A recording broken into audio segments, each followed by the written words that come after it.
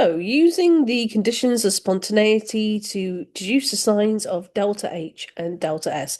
Essentially, what this is getting us to do is look at our equation for our Gibbs free energy, delta G equals delta H minus T delta S. I'm going to have to draw some delta signs in and determine whether we are spontaneous under these conditions or not. So let me just stick in a little delta there.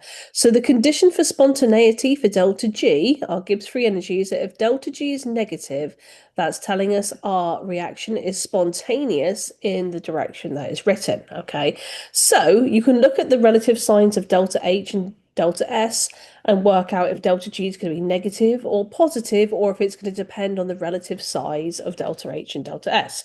For example, if delta H is negative, like for an exothermic reaction, and then you're going to subtract from that T times delta S, and delta S is positive, you've got a negative number minus a negative number. Remember, temperature is in Kelvin, so that's always going to be a positive number. So that is always going to work out to be negative all the time, okay? Which means under any temperature conditions, a negative value for delta H and a positive value for delta S is going to give you a negative value for delta G. So that will be always spontaneous, okay? If we want to flip that, so say delta H is positive, so for endothermic reaction, and you subtract a negative value for delta S, you've got a positive value minus a minus of a minus gives you a plus. You're going to get a positive value plus another positive value. So that is always going to give you a positive value for delta G. So that's always going to be non-spontaneous as written. Okay. So like some people try and like memorize these things, like, oh, a minus and a plus or a plus and a minus. But honestly, you're opening yourself up to remembering things incorrectly if you just try and memorize it. It's better to be able to derive it. Okay. So when we have the same sign for delta H and delta S is where, depending on the size of the value for temperature, you're actually going to see a change between spontaneous and non-spontaneous, okay? So if we have a negative value for delta H, and then we subtract that T delta S term, if the T delta S term, if S is negative, you've got minus of a minus. So that's T delta S term minus T delta, it's going to turn out to be plus, right? So if the T delta S term is smaller than the delta H term, then that is going to be spontaneous for small values of T delta S, and delta S is staying the same. So that's going to be spontaneous at low temperature. So spontaneous at low T. But if the temperature gets large enough, then you're going to be flipping the sign for delta G from negative to positive, because minus and minus is a plus, right? So then at high temperature, it's going to flip to being non-spontaneous at high temperature. And we're going to see the opposite thing is if we have a positive value for delta H and a positive value for delta S. So a minus a positive value for minus T delta S. If that T delta S term is large, coming from a high temperature, that's going to flip the sign of delta G from positive to negative, which is our condition for spontaneity. So it's going to be non-spontaneous at low temperature because that T delta S term is not big enough to change the sign of delta G, but at high temperature, it's going to be spontaneous at high temperature. And you can actually go ahead and calculate that inflection point at which you go between spontaneous and non-spontaneous, because it's got to pass through zero. Delta G equals zero will be at that point of equilibrium. So you can rearrange and solve for when delta G equals zero. That temperature is going to be equal to, well, let's rearrange, right? So delta G is zero.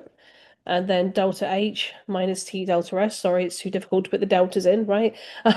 So we want to rearrange and solve for T. So TS equals H.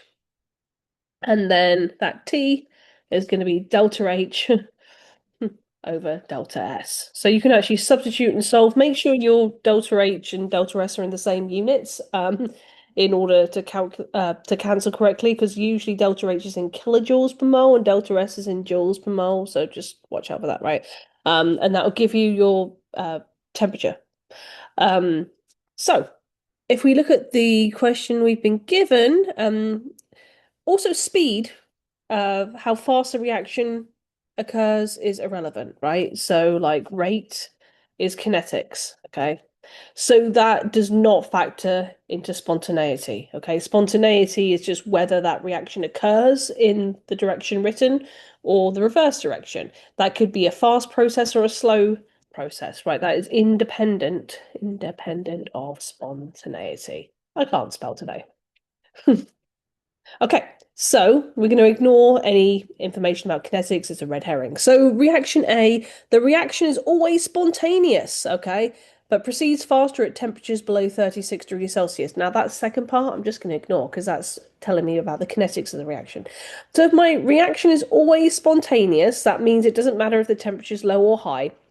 So we have to be in a situation where delta H is negative. So I think I could actually, can I choose these? No. Delta H is going to be negative and delta S is going to be positive. And you can always check this as well. If delta H is negative and then we subtract T delta S, if delta S is positive, you're going to subtract a number that is also, it's going to be minus and a minus. So that's going to keep delta G is always negative, which is our condition for spontaneity, right? Remember, negative delta G is spontaneous. So there we go. So option B, this reaction is faster above 115 degrees Celsius than below. That is only telling me information about kinetics. That's telling me nothing about enthalpy and entropy. So I don't know. I mean, that's only telling me about the speed of the reaction, not conditions for spontaneity. So C, the reverse of this reaction is always spontaneous. So that's telling me in the direction written that delta G is going to be positive because the reaction as written is non-spontaneous, which means the reverse of that reaction is spontaneous. So we're looking for a positive delta G for this case. Proceeds slower at temperatures below 33 degrees Celsius. That's kinetics, don't care.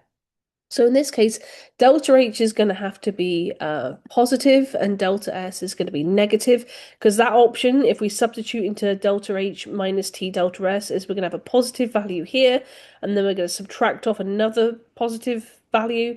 So sorry, negative value, so negative and negative makes a positive. So this can only ever be positive, no matter what the value of T is. So that's going to give us a positive value for delta G. That's telling us the reaction is non-spontaneous in the direction written. Therefore, the reverse reaction must be spontaneous.